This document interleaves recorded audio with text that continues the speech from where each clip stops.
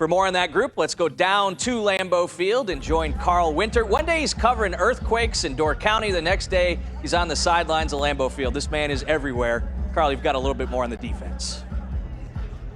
That's right, Brandon. It's great to be down here on the sideline. A little hot out here, but as you mentioned, it is a new-look defense that the fans will get to see tonight in terms of scheme. Now, it'll still have their favorite players like Jair Alexander and Rashawn Gary leading the way, but some new faces like the defensive coordinator Jeff Hafley and another guy you mentioned, safety Xavier McKinney, who the Packers made the third highest paid safety in the NFL this offseason, plus a rookie in Javon Bullard, who could start at safety alongside McKinney. Now, Jeff Hafley's specialty is coaching the defensive backs. Here's McKinney on his first impressions of the Hafley scheme thus far. He's very confident in us to go out there and be able to execute. Obviously he's aggressive with his play calling. This has been fun, man. He's very transparent with us, so we're able to talk to him about anything. And if we feel like we might need to switch something up, we can always talk to him, and we're able to kind of have that open communication.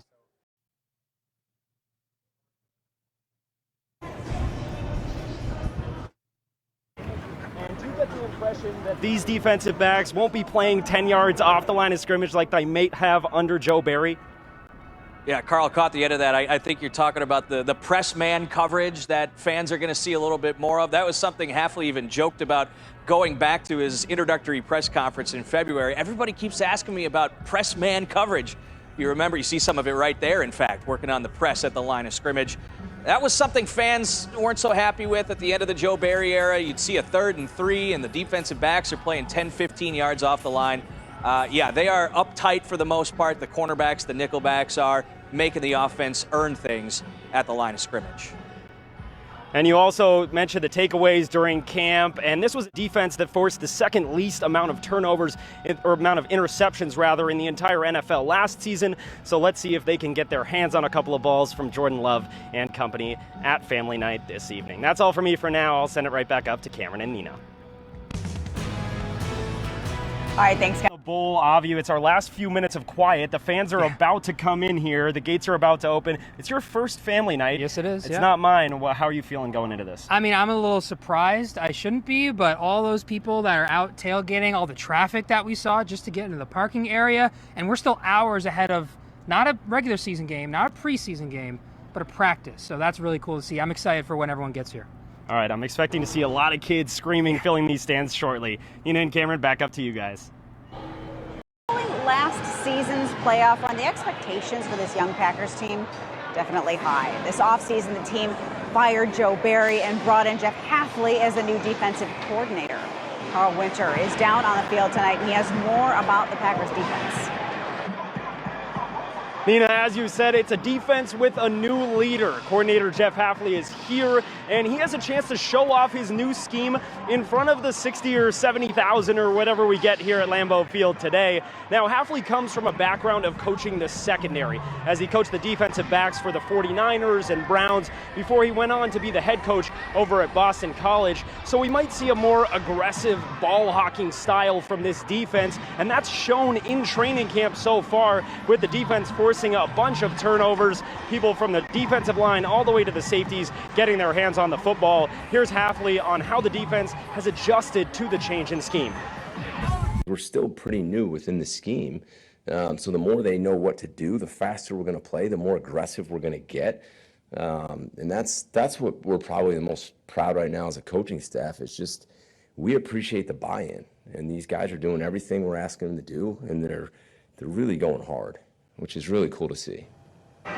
This is also a defense that has forced the offense to do push-ups at the end of a majority of the training camp practices, which isn't necessarily rare, but notable for a defense with a new scheme. So we'll see if they can force some turnovers tonight. Nina, right back up to you.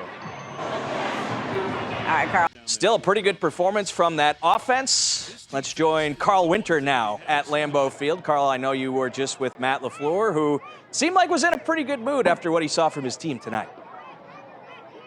Brandon, he was, and he told the crowd it's going to be a special 2024 season, and he told the media he's still high on the offense despite some issues today. He said it's been tough on the offensive line, but they're getting healthier with Zach Tom scheduled to return to 11 on 11s next week. Here's LaFleur talking about some of Jordan Love's unscheduled throws tonight, including that long bomb to Christian Watson that you showed earlier. It's a great time to test what you can do. Matter of fact, he made that same, very similar throw the other day in a period where he had Christian.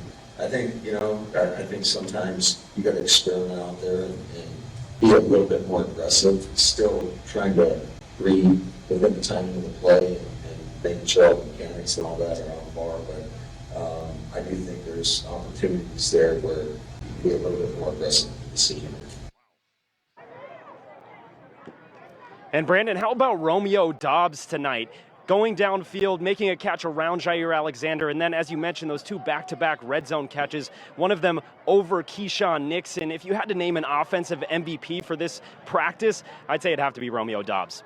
Yeah, honestly, if you had to name an offensive MVP for training camp so far, it might be Romeo Doubs. They have been high on him as of late. Jair Alexander, as a matter of fact, who goes up against him in so many of these practices, the other day said he loves to go up against Doubs because it challenges him, because Doubs has become that good entering his third season. In fact, he the other day said he thinks Doubs is the second best receiver in the league behind only his former teammate Davante Adams, now, of course, with the Raiders. I think that's a little bit of Jair being Jair, maybe exaggerating for effect to an extent, but definitely goes to show you how good of a camp Doubs has had and how much they like number 87 right now. He just might be Jordan Love's #1 target going into the season.